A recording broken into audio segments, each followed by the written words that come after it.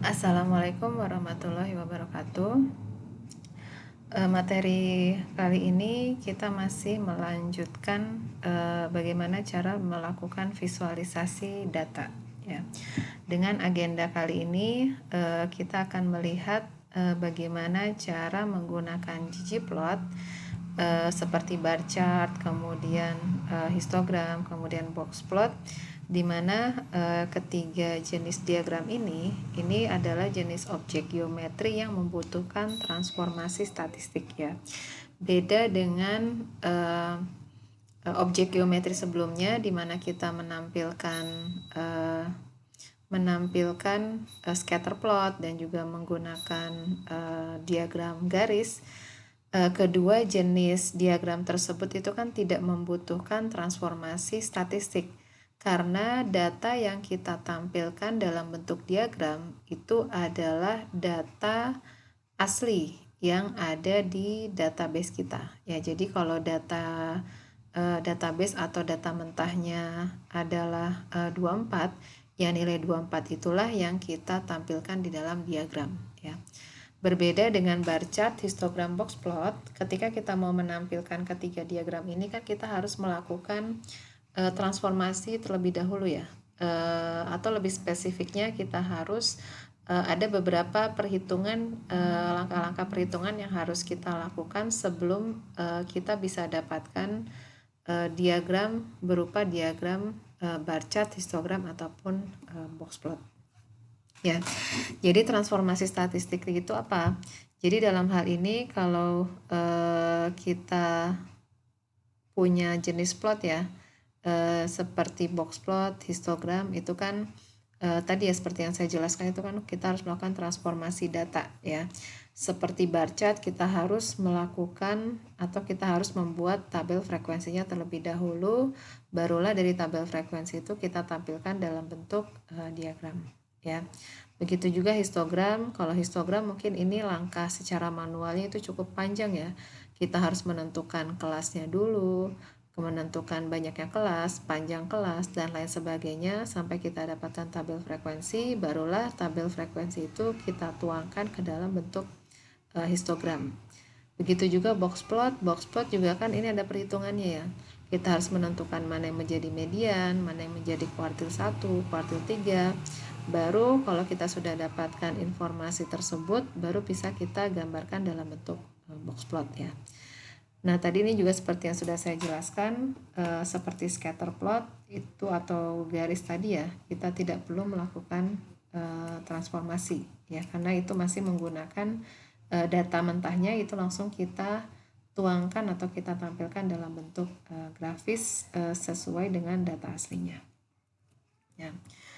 Nah, di sini kita akan coba ilustrasikan bagaimana cara menggunakan jenis diagram yang tadi tiga diagram yang tadi saya sebutkan ya, box plot, histogram, dan bar chart.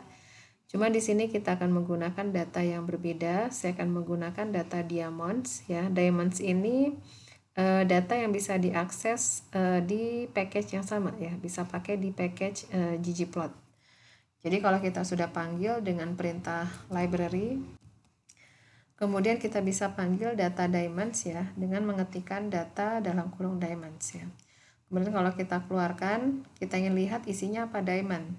Dia datanya berupa table ya. Table ini adalah bentuk lain dari data frame ya. Nanti kita akan bahas lagi lebih detail apa itu table. Cuman secara garis besar table ini adalah bentuk lain dari data frame. Cuman ada beberapa kelebihan ya. Salah satunya ini adalah table ini dia jauh lebih simple ya dalam merepresentasikan atau dalam printoutnya ketika kita melihat di tampilan printout di konsol R ya. Ya nanti kita akan bahas lagi lebih detail mengenai table ketika kita masuk ke materi bagaimana cara manipulasi data ya. Nah, dari data table ini dia juga informasinya tidak seperti data frame ya. Di sini kalau data frame itu kan tidak menunjukkan kalau kita keluarkan datanya, dia tidak menampilkan ada berapa baris, ada berapa kolom.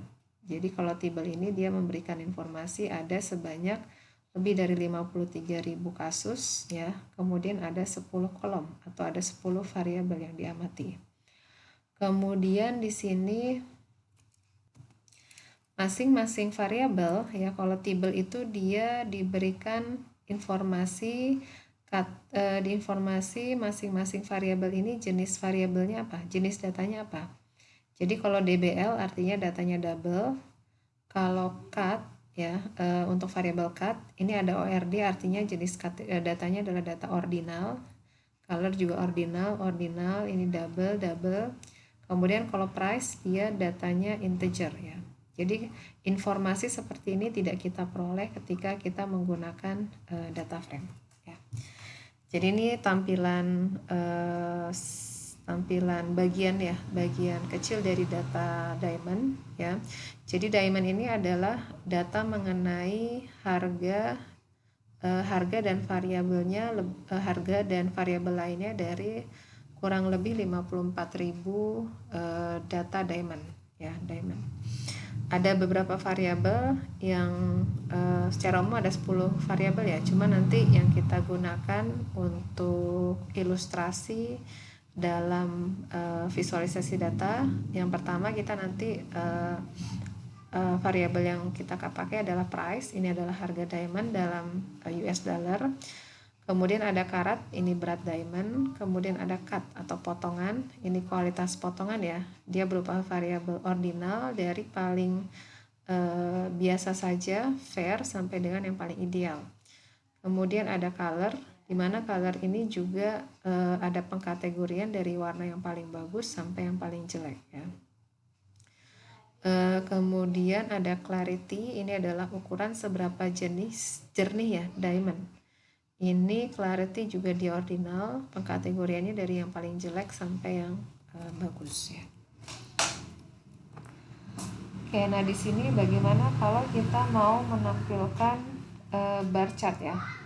Bar chart itu adalah salah satu jenis diagram ketika kita mau menampilkan variabel kategori ya. Ketika kita mau menampilkan bar chart, pertama objek geometrinya kita pakai adalah disebut geombar ya.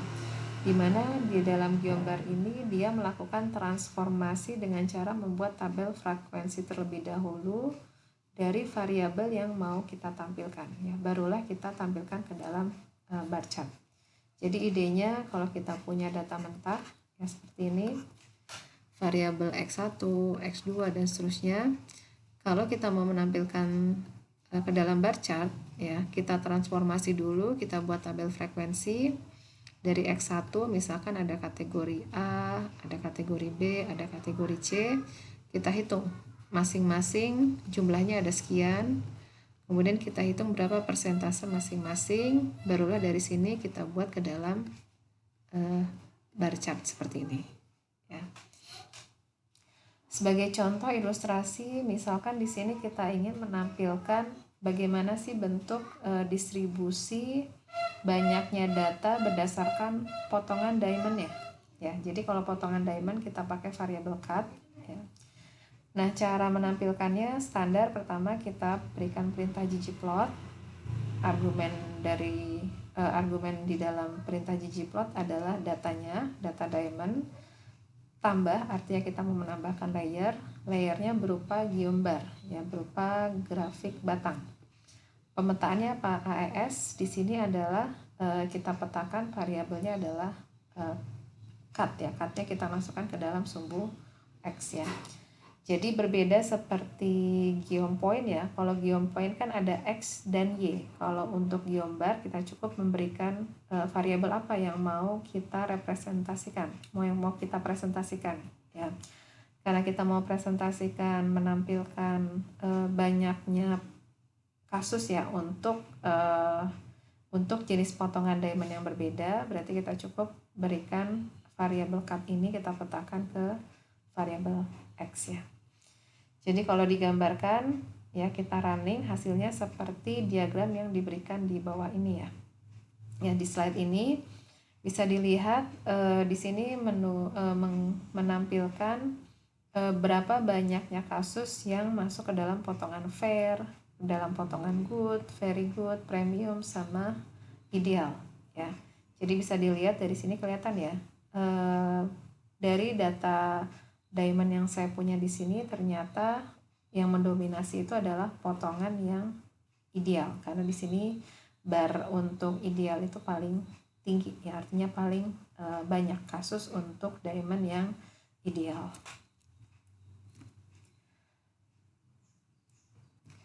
Kemudian kalau seandainya kita ingin menampilkan di sumbu Y-nya bukan dalam bentuk frekuensi, kalau sebelumnya kan kita tampilkan frekuensi ya. Di sini kita tampilkan berapa banyaknya kasus untuk masing-masing kategori ya. Ini frekuensi. Sekarang kalau kita mau mengganti menjadi proporsi ya, kalau kita ganti proporsi, idenya kan sebenarnya tidak berubah bentuk diagram ya, tetap sama. Hanya saja sumbu Y-nya mau kita ganti ke dalam bentuk persentase. Nah, gimana caranya? Di sini kita masih menggunakan perintah yang sama ya, sampai kalau di dalam argumen Guillaume-Barre kita memberikan, kita petakan ya variabel cut ke sumbu X. Nah, kalau kita mau memberikan atau menampilkan dalam bentuk proporsi, di sini kita tambahkan argumen Y sama dengan titik prop titik ya, artinya kita minta dalam bentuk proporsi ya. Jadi tambah juga grup sama dengan 1, artinya kita mau menampilkan dalam bentuk proporsi. Secara visualisasi bentuknya tidak berubah ya, hanya yang berbeda skala dalam sumbu Y. Nah, kalau seandainya data yang kita punya itu sudah dalam bentuk tabel frekuensi, gimana caranya kalau kita mau membuat dalam bentuk diagram batang ya? Kalau contoh yang saya berikan itu input datanya berupa data mentah ya, jadi data kasus per kasus. Kalau datanya ternyata yang saya punya itu sudah dalam bentuk tabel frekuensi, jadi misalkan kategori A, B, sama C, misalkan sudah dihitung ya, frekuensinya ada 20, 30, sama 25 ya. Nah, ketika inputnya sudah dalam bentuk hasil transformasi, tentu tidak bisa kita gunakan perintah yang sama seperti sebelumnya ya. Jadi di sini saya demonstrasikan kalau input datanya sudah dalam bentuk tabel frekuensi yang saya berikan di sini ya, yang saya contohkan di sini. Jadi saya buat suatu data frame ya, suatu tabel di mana tabel yang seperti yang saya tuliskan di sini ya. Saya tuliskan ke dalam R ya, di mana saya berikan data frame, X-nya adalah kategorinya, sedangkan Y-nya ini menyatakan banyaknya frekuensi masing-masing kategori ya. Jadi kalau demo ini kita running, ini adalah output di R ya. Ini output di R. Nah, kalau input dari data yang sudah dalam bentuk tabel frekuensi seperti ini ya, kita bisa tetap menggunakan Guillaume-Barre, hanya saja ada argumen yang berbeda yang harus kita tambahkan di dalam perintah Guillaume-Barre ya. Pertama, standarnya kalau ggplot kita masukkan datanya sekarang kita pakai demo, ditambah kita tambahkan layer dari diagram batangnya ya, pemetaannya AES, yang menjadi sumbu X itu adalah variabel X ya, karena kan data saya demo itu nama kolomnya X dan Y ya. Kemudian yang menjadi kita tampilkan di Y itu sama dengan Y ya. Kemudian di sini ditambahkan argumen stat sama dengan identity, ini artinya kita mau menampilkan data tanpa melakukan transformasi statistik ya. Jadi kalau kita pakai stat identity artinya kita tampilkan sesuai dengan data yang menjadi input dari ggplot ini. Jadi kalau kita tampilkan seperti ini ya. Jadi ini adalah representasi dari bar chart tanpa melakukan transformasi statistik karena inputnya sudah dalam bentuk tabel frekuensi. Kemudian di sini yang saya akan ilustrasikan ini lebih ke arah bagaimana penggunaan objek estetik ya, jadi seperti pewarnaan dan lain sebagainya. Contohnya di sini kembali lagi kita menggunakan data diamond ya. Sampai dengan AES cut ini adalah tadi yang sudah kita bahas ya. Sampai sini kita petakan variabel cut ke sumbu X. Kemudian kalau saya berikan argumen color sama dengan cut ya. Ini artinya hanya memberikan warna yang berbeda untuk variabel untuk kategori dari cut ya. Jadi sama seperti di cara memvisualisasikan data dengan geopoint ya. Cuman kebetulan di sini yang kita masukkan di dalam variabel color itu variabel cut itu sendiri ya. Ini juga tidak masalah ya, artinya kita memberikan warna yang berbeda untuk setiap jenis potongan dari variabel cut ini ya. Kita punya ada 5 potongan, artinya kelima potongan ini kategori ini kita berikan warna yang berbeda ya. Cuman kalau color itu artinya kita memberikan warna untuk tepi ya, untuk tepi dari batangnya. Nah, kalau memberikan warna di dalam itu beda lagi, kita kasih argumennya adalah fill. Ya. Jadi kalau kita pakai perintah colornya kita ganti fill, artinya kita memberi isi warna untuk masing-masing kategori dari variabel cut ini. Ya, jadi beda kalau color itu untuk pinggirannya, pinggir dari batang, tapi kalau fill itu memberikan warna pada batangnya. Ya. Nah, kita juga bisa memetakan argumen fill ini ya, atau argumen color itu juga kita pakai kita petakan dengan variabel lain. Kalau tadi kan kita petakan argumen fill itu ke dalam variabel yang sama ya, seperti yang kita petakan pada variabel X. Nah, kalau fill ini kita petakan variabel yang berbeda, misalkan kita pakai clarity, apa yang terjadi?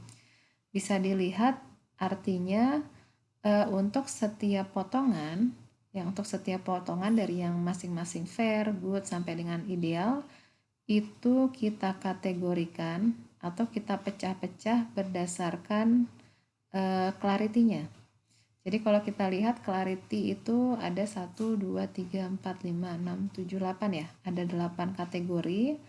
Jadi artinya setiap potongan itu kita hitung ada berapa yang masuk ke kategori clarity 1, ada berapa kasus yang masuk clarity 2 dan seterusnya sampai dengan kategori IF ya.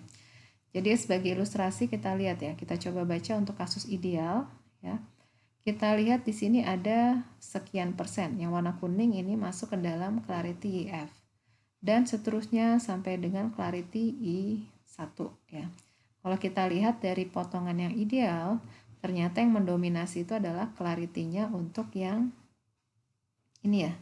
Yang ini itu berarti SI1 dan VS2 ya. Ini yang mendominasi ya.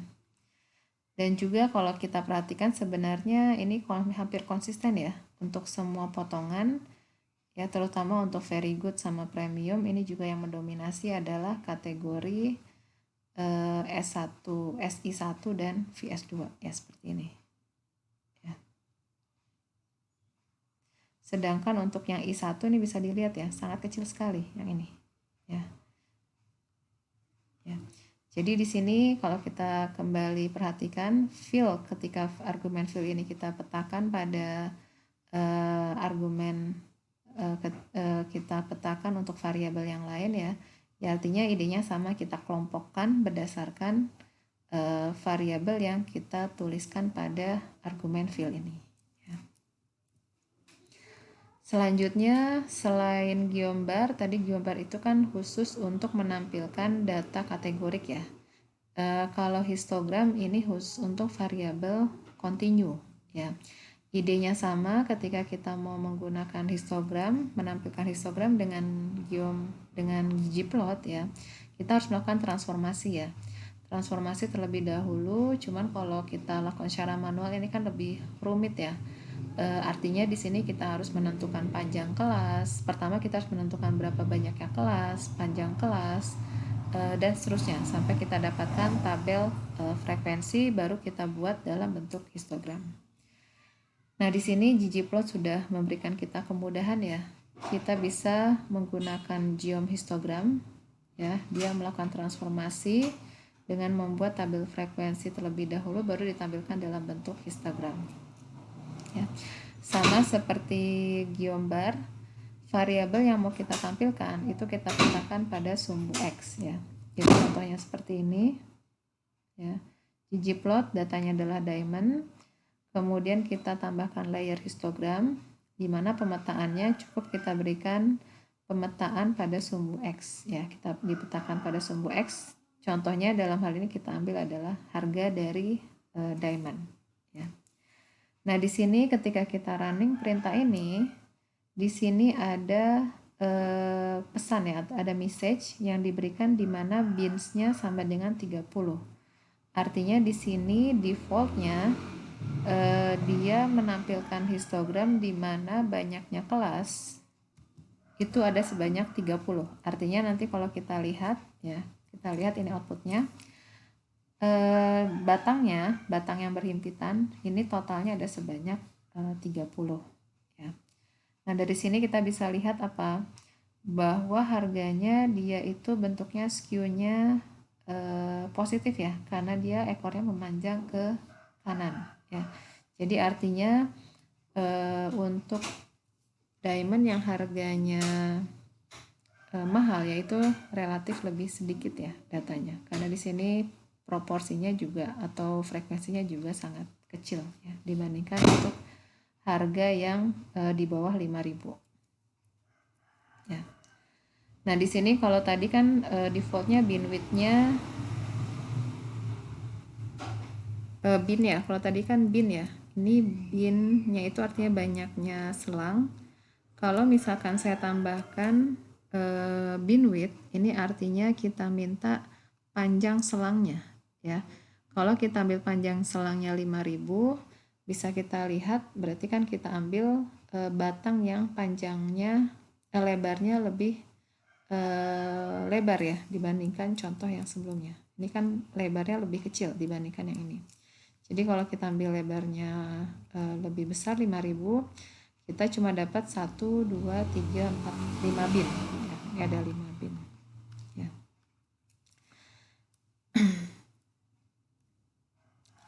Nah, di sini kita juga bisa menggunakan fasetting juga ya, seperti di dalam geompoint.